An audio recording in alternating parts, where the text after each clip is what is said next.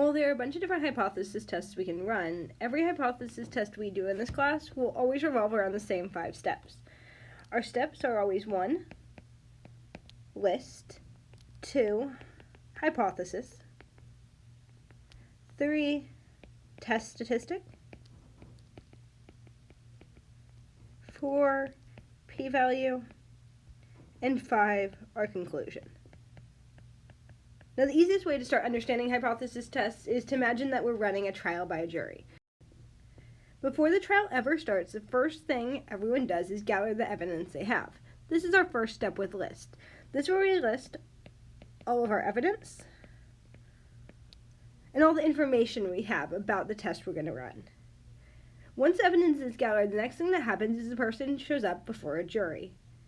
In the beginning of a trial, there's a common assumption that's made, in fact required to be made, and that is, in the very beginning of the trial, we assume the person is innocent. This is what's called our null hypothesis.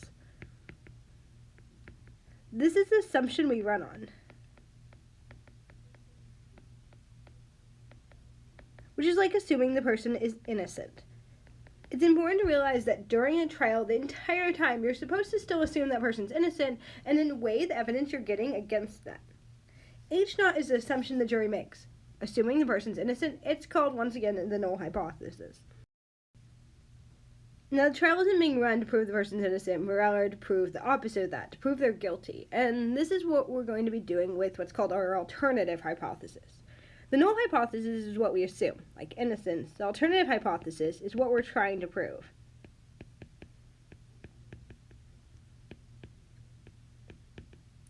We write our alternative hypothesis as H sub A. And once again, this is what we're trying to prove.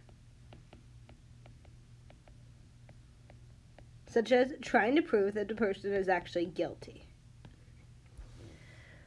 Once we make this assumption, once we assume the person's innocent, then the trial starts to go underway. And what happens during the trial is all the evidence is presented and the people consider it. This is what happens with the test statistic. This is where our evidence is presented.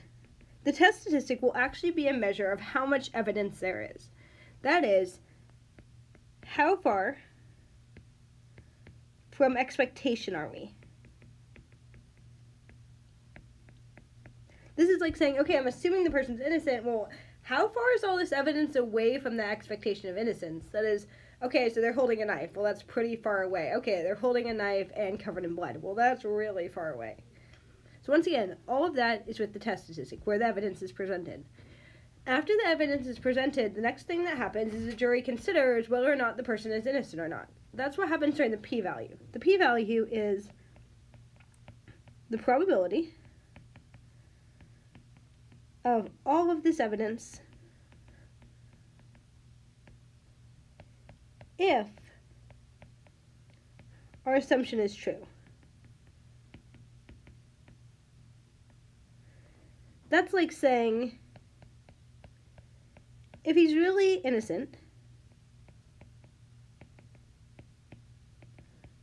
what are the chances he was holding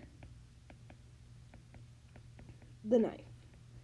So this is what the p-value measures. That is, what's the probability of having all this evidence if in fact our assumption is actually true? If in fact he's innocent, what are the chances this evidence is here? This weighing of the evidence is actually what's going to decide what our conclusion is.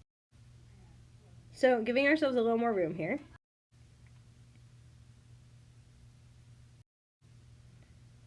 We can start to talk about our conclusion statement. Now, the key here is where our cutoff is. So that is, you've got all this evidence, how do you decide to charge a guy as guilty or not? For instance, if there's a 25% chance that he's not guilty, do you still send him to jail? Probably not. What about a 10% chance he's not guilty? Probably not still. How about a 5% or a 1% chance he's still innocent? Well, that cutoff point in statistics is what we call our significance level. And the significance level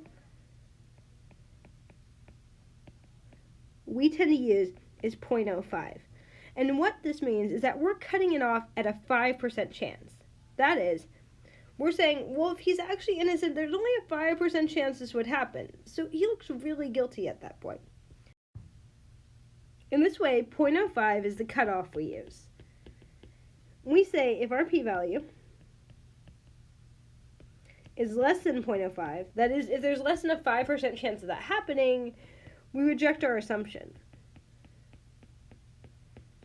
That is, in this case, we're rejecting the idea that he's innocent. And if we're rejecting the idea that he's innocent, that means guilty.